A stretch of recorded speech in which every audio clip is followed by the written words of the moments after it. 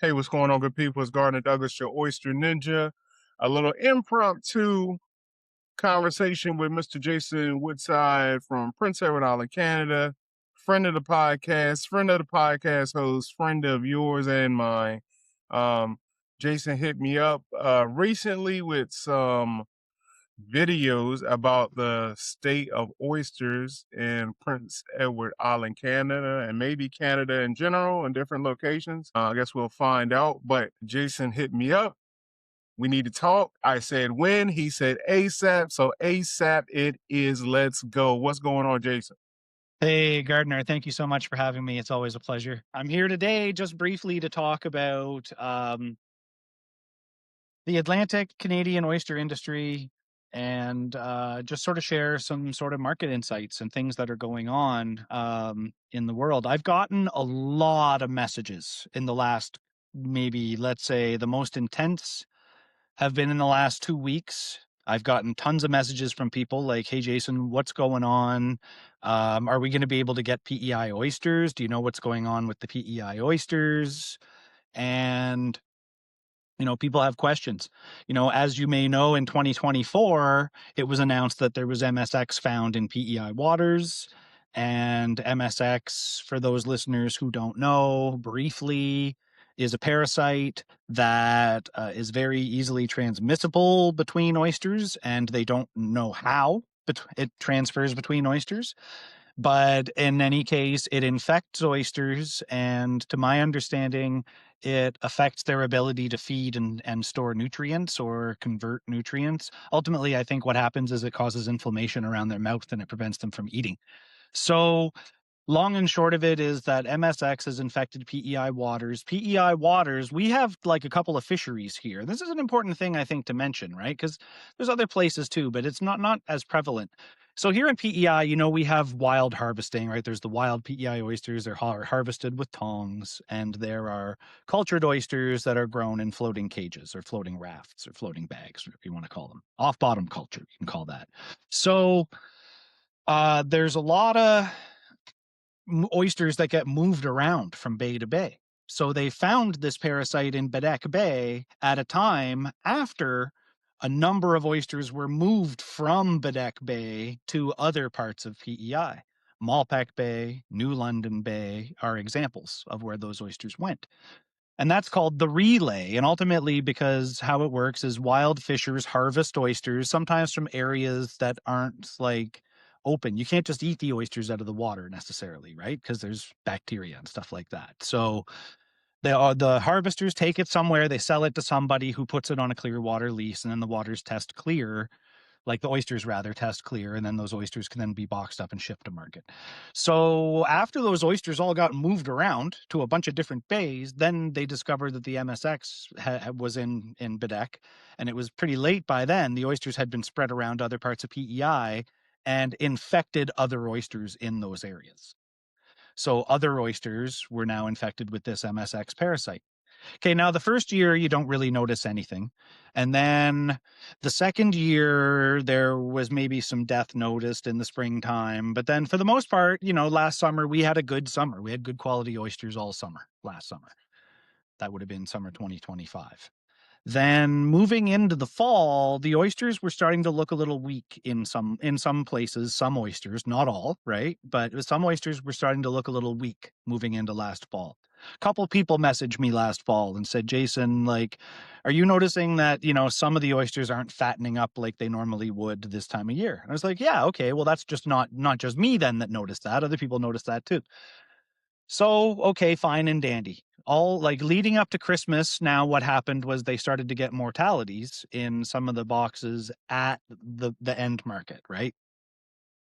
So what happened was where you'd normally have a shelf life of 2 weeks plus on a box of PEI oysters. And I mean, plus literally, you get 3-4 weeks easy, right? Out of a box of PEI oysters in your fridge, and they're still perfectly fine and edible and servable. But this year, for whatever reason, probably because the oysters were weak moving into the winter, they had lower shelf life. And I guess the MSX was taking hold at this point So last December, like around Christmas in the marketplace, there were boxes of oysters ending up, I'll use my friends in Toronto as examples, right? Where I know all these guys there who shuck oysters and import oysters from PEI. And they were saying that the boxes were landing there, with a percentage of mortality already, between 5 and 10% in the box could have been dead.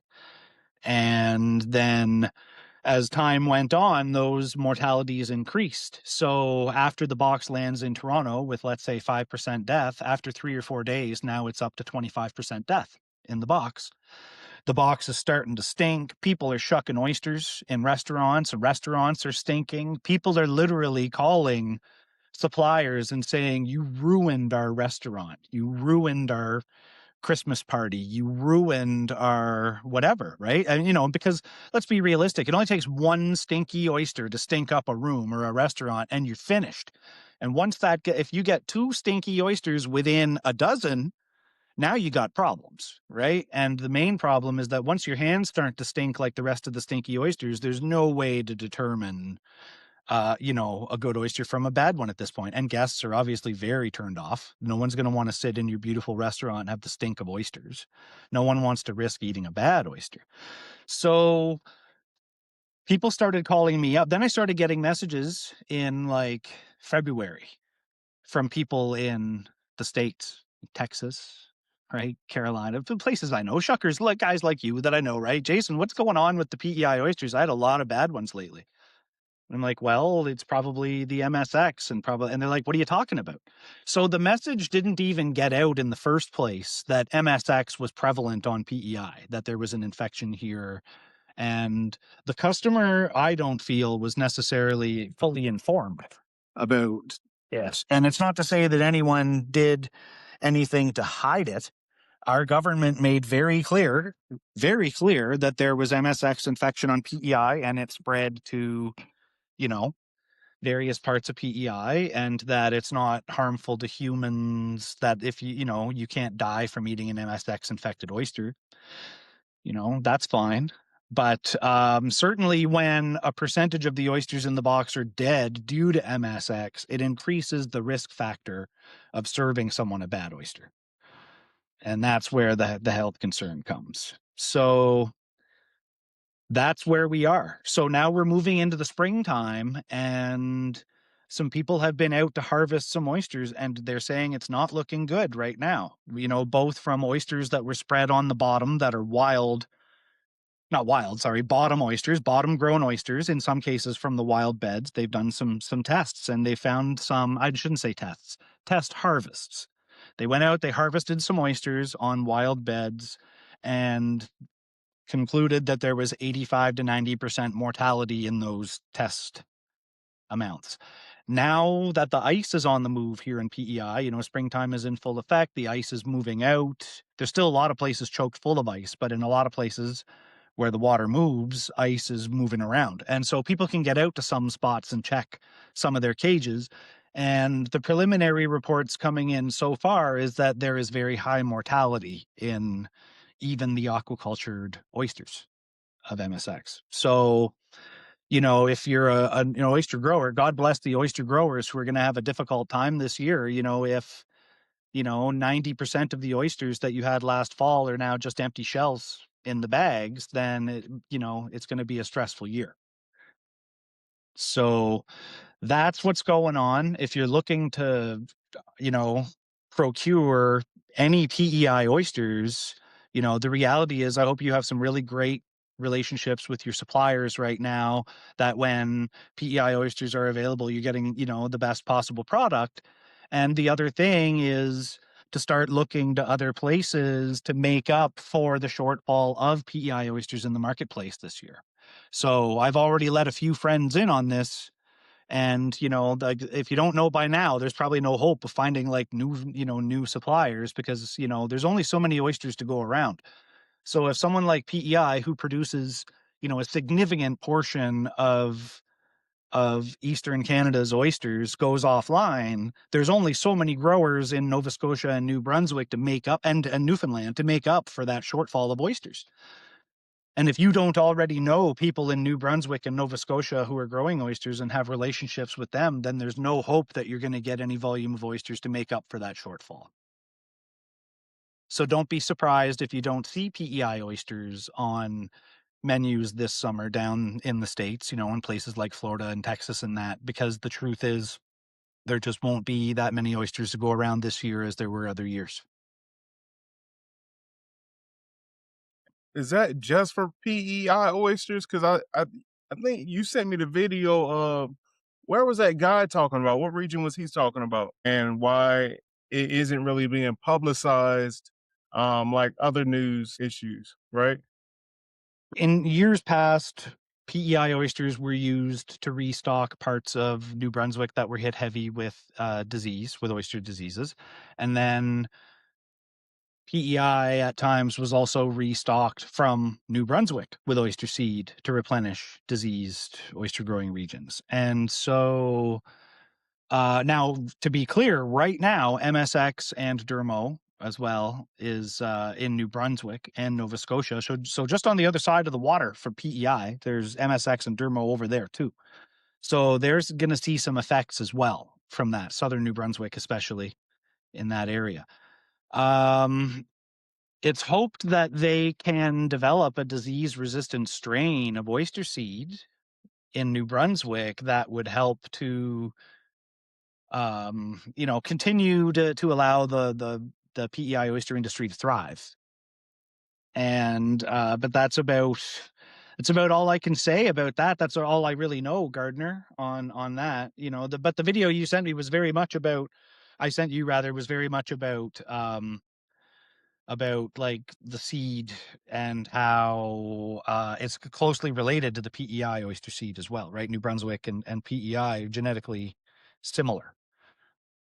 So using New Brunswick seed to resupply PEI oyster growers, oyster beds would be beneficial for sure. So question is, well, let's start at the bottom. Should this be a consumer problem? Or is this more like the industry, the distributors and things? That's a great question. No, it is. It's a great question.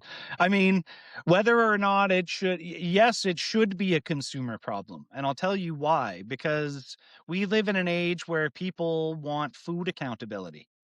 So if you're eating oysters in an urban center, well, anywhere, it doesn't matter where you're eating oysters, right? If you're eating oysters, I think you're a person that cares about food accountability. It's one of the purest foods we eat. Why would you eat one of the purest foods that we can eat if you didn't care about where it came from or how it was grown or anything like that? Nobody really asks about a potato, to be in all fairness with you. They don't. But with that oyster, they really care about where it comes from. And so, yes, it is a consumer problem because it affects the consumer's ability to acquire. You know what I mean? Now, is it really a consumer problem? Now, let's look at chefs for a minute. Let's look at this from a restaurant owner's perspective, and not even a restaurant owner, a chef, right? A chef is responsible for at least 100 ingredients in their restaurant, right? Like, you add up how many dishes the menu is serving, how many ingredients is that? That's a lot of ingredients to keep track of. Do you know exactly where your ham came from? Do you know exactly where your apples come from, how they were grown, what the surface acidity of the superficial soil? You know what I mean? Like, the answer is no, nobody does. Oysters are the only food where people care about all this stuff. And not everybody does. Us oyster nerds do. You know what I mean? Like, we care because we want to talk about the oysters. We care about how closely related to the environment they are. A chef who's got 100 menu items to deal with, he's less likely to be concerned. He'll just change if PEI oysters are no good, and I don't mean to say no good, but if PEI oysters are not available or if they are, not to his specific requirements, then he'll just get a different ingredient, right? Whether it's another oyster or take oysters off the menu altogether if they end up being a pain in the ass. Right? That's the thing. So yes, it is a consumer problem because the ability to ship quality oysters and have those oysters served properly to the end consumer is the consumer's problem. And if the consumer isn't informed, that's one thing. But when the people serving those oysters aren't informed, that's a problem. What's going to happen to the restaurant industry or the seafood industry in Prince Edward Island, New Brunswick, those areas who have raw bars? And do you think it's going to be more of, oh no, we're keeping our oysters or we're keeping our good oysters for home? Or is it, what are we going to do? What do you think? What do you think the mindset is there? I would say it's pretty much a guarantee that anybody producing PEI oysters that has a vested interest in those oysters being shucked on PEI is going to reserve all available oysters for that.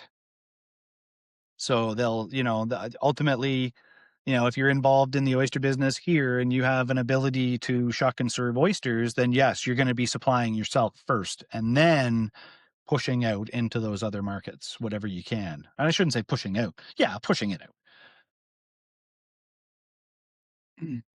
Now, Canada isn't really sourcing a lot of oysters from the States, are they? There are, but this is another thing, Gardner, that I wanted to bring up. Like, PEI oysters were never available year round, ever, until recently. That's a new thing. That's a new thing. First, they figured out how to ice harvest mussels, rope cultured mussels, right? And they started figuring this out in whenever, the 90s. I went out ice harvesting mussels in the early 2000s and watched how they did it. And there were only a handful of people experimenting with ice harvesting oysters at this point. Okay. Now a lot of people ice harvest, but it used to be they would ice harvest, to kind of like push the shoulder seasons a bit, after Christmas, after Valentine's Day. And then, maybe to have the ability to just stretch that season out a little longer. Then it turned into, well, we can harvest year round, because they could harvest in wet store and stuff like that. And then, so that's fine. I'm glad that these guys innovated. But the one big thing that people forget about is winter kill. Winter kill is the percentage of oysters that naturally died underneath the ice over the winter because they were weaker than the rest. They didn't store up enough nutrients in the fall and they just didn't survive the winter. A percentage that was just the case. So you always got a couple of stale oysters, those, when they're stale gray, and the ones I'm talking about, right? So that was always a thing. We always knew Malpec oysters were going out of season 20 years ago, 25 years ago. This was standard operating procedure. Malpecs aren't available shortly after Valentine's Day. We had tons of BC oyster and we hit the ground, man. Like nobody was doing BC oysters in Toronto and we did it. We brought them in and we made people eat them. Like people didn't like them at first because they were unfamiliar. They weren't what they knew. They didn't want to eat anything other than Malpecs, right? And then so we pushed, me and my buddies, we all pushed and pushed and pushed, and we took BC oysters everywhere. We sold them to chefs. We sold them. We made them believe that there's this other oyster that's just as good, if not better, because it's unique and different from what you already know. And we're trying to enrich your lives here by offering you another product, but people always wanted PEI product. Okay, fine. But, but we pushed people on the BC. At the same time, some people really didn't like it. They wanted something familiar. So we brought in American oysters and we had Blue Points. We had Island Creeks, and those were like the big ones for a while. We had those like crazy, and then you'd see some Glidden Points around and you'd see some stuff from Chesapeake, right? And you'd see some stuff from Virginia occasionally. It was all available, but it just, people wanted what they knew. The market was built on Malpecs, especially in Toronto, right? Like the Malpec, the oyster business there was built on the Malpec oyster. And so that's what people wanted. So now that they can't have it, they're freaking out. There are. And by freaking out, because when you messaged me earlier, you were saying that people were trying to buy out places, I guess. So is this like Canada's version of the Oyster Wars? No, I wouldn't call it the Oyster Wars. It's kind of more like a scramble. It's more like a scramble to secure everything you've got while you can, because Some businesses are built on oysters. It's one thing if you have a fish supplier and oysters is a small part of their overall business. But Toronto has a lot of businesses that are built on having a solid oyster supply. And when that oyster supply is jeopardized, then it affects things. So people are scrambling around trying to secure everything they can. I've had half a dozen phone calls from guys I know asking if I know any other suppliers. First they were asking if I knew any other PEI suppliers that they didn't know about. And I'm like, well, no, everyone knows about everybody. Eh, So all All these right. guys are calling me up and they're like, Jason, what can I expect from PEI Oysters this year? Like, should I expect to find suppliers somewhere else? I'm like, yeah, dude, if you don't know anybody else by now, you might be too friggin' late. Like that. So that's what I'm saying. So that's the point we're at now. Now I've got guys calling me. They're looking for new suppliers, new oyster growers to work with. And I mean, there's really none. They're all in business already. Everyone's already doing everything that they can. So So I've been encouraging them to buy American stuff. that's fair. That's fair. I did a quick Google search, and it says oysters in Canada are experiencing significant widespread mortality due to a combination of newly discovered viruses on the Pacific coast and devastating parasitic disease in Atlantic Canada. It says this new virus in BC, what's that? Pon V1.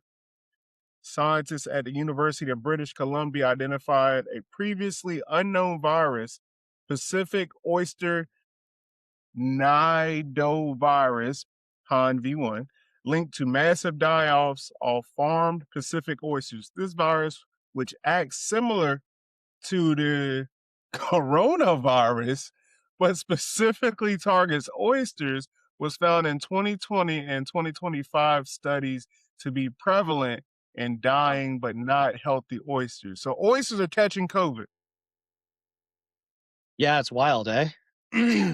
No, I knew a little bit about that, but I didn't read into it at all. I had heard Right. something about the BC one and never read it. I was kind of too busy on this coast, it's a lot to take in.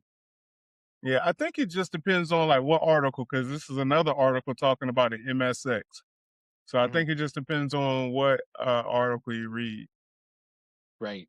And that's the thing too. Like there's again there isn't a lot of information, and whatever information out there is just kind of scattered and simplistic. It doesn't really explain what's going on. Mm-hmm. And I got to put this into perspective for you, Gardner, like, and for your listeners too. Like, there are people who have millions of dollars invested in the oyster business here on PEI, and 95% of their stock is not expected to be there when they go to harvest it this spring. That's I tough. would be sick. I would be sick. That's tough. People are staring down the barrel. They're just waiting. You know what I mean? It's like, I don't even know how to explain it. It's like the Battle of Helm's Deep in Lord of the Rings. They're just standing there watching this army approach, right? And thinking, what do we do? And that's it. And so all you can do is hit the ground running. I had a great conversation this morning with somebody, with a grower, and he's like, you know what? We're going to see what's there, but otherwise we're just going to keep moving on. And it is what it is. No, we're not mad. We're not upset. We're just trying not to be discouraged and to just trying to keep doing what we're doing. And So I guess the mindset is it's part of the game. It's part of life. You win some, you lose some, especially when you're growing. You don't have control over everything. So you can't control the weather. You can't control diseases. You can't control whether people even the supply and demand of it. So I guess that's one way of looking at it. But like far as do you guys in Prince Edward Island use a lot of seed or it's mostly the wild? um, well, it's a complicated question, actually. The wild Because oysters here technically come from the Shellfish Enrichment Program, which is hatchery seed produced here on PEI and spread on the wild beds, allowed to grow for 4 years so that it can then be harvested by the wild fishers. That's how that industry works. Okay, because I was just wondering, because even in Canada, the oysters grow slower in Canada because of the colder waters, right? That's right. Yes. So, Because man, of that's winter that's comes. that's tough. That's super tough. Thinking like, all right, we got a bad season here. We can grow, we can throw some more seed out, but we still gotta, you still gotta wait. And with a So you got massive to. die off, so you're looking at 3 to 4 years before you have another good harvest. That's right. So then, like, even in a best case scenario, which isn't a realistic scenario, but let me just put this out there.